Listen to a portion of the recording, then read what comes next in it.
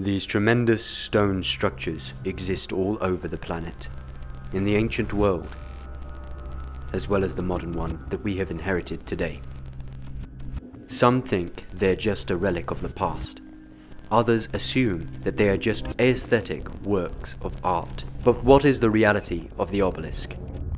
How do we recognize the icons of Satan? What is the Taghoot? This is the Makinations.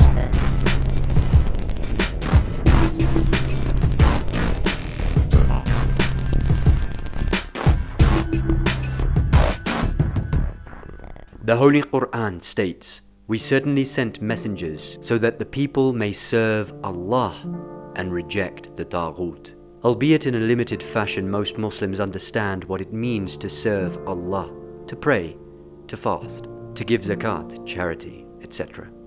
But very few understand what it means to reject the Taghoot. In fact, most don't even know what the Taghoot means. It's sometimes translated as evil, transgressor, aggressor, or Satan. But the words of Allah are immaculate and perfect. If Allah had wanted to say evil, He would have said Su'. If our Creator had wanted to say Satan, He would have said Shaitan. But the glorious Quran doesn't say those words here. It says Taghoot. So what is it? The Taghoot is the system of kufr, a satanic system of governance, a political institution which rules over a civilization with the sole purpose of misguiding the masses. A system which leads to indulgence in the dunya. You take too much upon yourself. We will not live by your commandments, we're free. A power structure which leads the masses to the fires of hell. It is the system of Satan. In order to recognize the system of Satan, the Taghoot, you must look for its signs. Some are presented to you in the name of entertainment.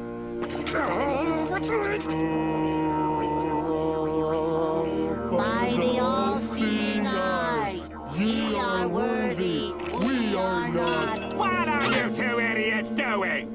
Secret ritual. Others are simply distractions and time pass. And some are there as actual symbols of who it is that reigns. They are hidden in plain sight. One of the most obvious signs of Satan is the obelisk. Prophet Ibrahim alayhi salam is one of the greatest prophets of all time and is commonly known as the father of monotheism. Although every prophet in reality came to teach the concept of one God, none had previously left their mark of wisdom so thoroughly on humanity as him.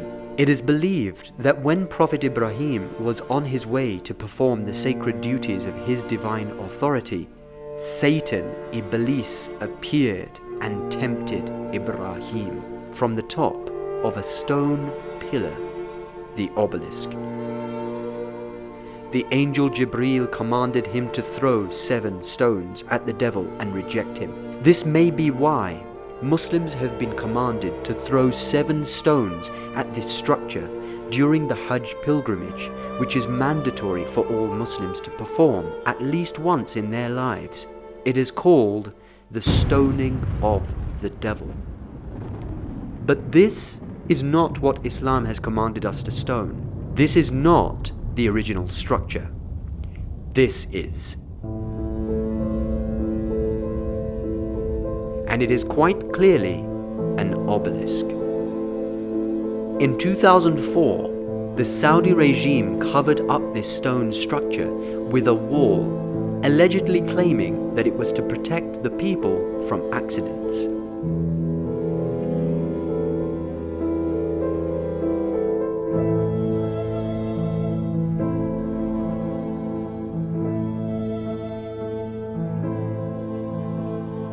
When you see this tremendous, often monolithic structure, you may be reminded of an ancient time where the pharaoh had dominion over ancient Egypt, and you would be right to think such a thought. For the pharaoh, Fir'aun, is the epitome and best example of one who establishes a system of Satan on earth, i.e. a Taghoot. We certainly sent messengers so that the people may serve Allah and reject the Taghoot. While a lot can be said on this subject, what suffices for now is to understand that these stone structures signify the historical political elite's allegiance to polytheism, to false deities such as Ra, the sun god, and, in short, to other than Allah, i.e. they were symbolic manifestations of the power of Satan on earth. بسم الله الرحمن الرحیم. یکی از نمادهای اصلی صهیونیسم جهانی نماد آبلیسکه.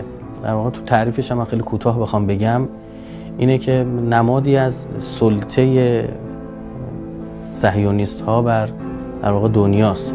به لحاظ اسطوره‌ای و آرکایستی به تفکرات کفرآمیز و شرک‌آلود مصر باستان برمیگرده و در واقع اینها خیلی اعتقاد دارن به ازدواج آیسیس و اوسیریس، در واقع اله حاصلخیزی آیسیس و عشق و محبت با خدای سرزمین مردگان.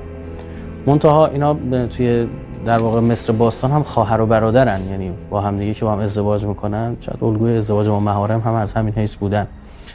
محضر شما عرض بکنم که برادر دیگه آیسیس و اوسیریس، ست، اوسیریس برادرش میشه رو از بین میبره و میکشه، خدمتتون عرض بکنم، و او رو 14 تکه میکنه و در کل دنیا پخش میکنه.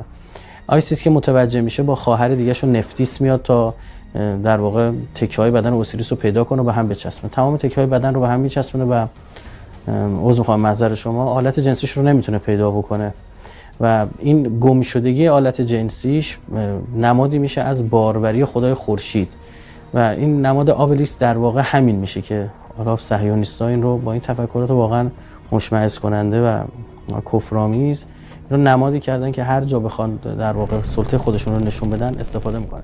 And when it comes to the ancient world, you would be mistaken to assume that obelisks were limited to Egypt. Nay, when Prophet Moses, Musa alayhi salam, confronted Pharaoh and the rest of the dynasties of the Egyptian Taghoot withered and fell, a new power emerged which would now play the role of the ancient Egyptians in re-establishing the Taghooti system, the Romans. And the obelisks went with them. The ancient Romans looted the Egyptian temples and took the obelisks with them. Rome became the empire of Satan on earth, the Taghoot, and their obelisks represented their own false deities. While some historians and paganists alike will liken these pagan gods celebrated by the Taghoot to angels, they were far from being angelic in any way. The Holy Quran says, "And on the day when he will gather them all together, then will he say to the angels, 'Did these worship you?' They shall say, 'Glory be to thee. Thou art our guardian.' Not they, nay, rather they used to worship the jinn. Most of them were believers in them." If you haven't understood the significance of this yet, you will soon, insha'Allah.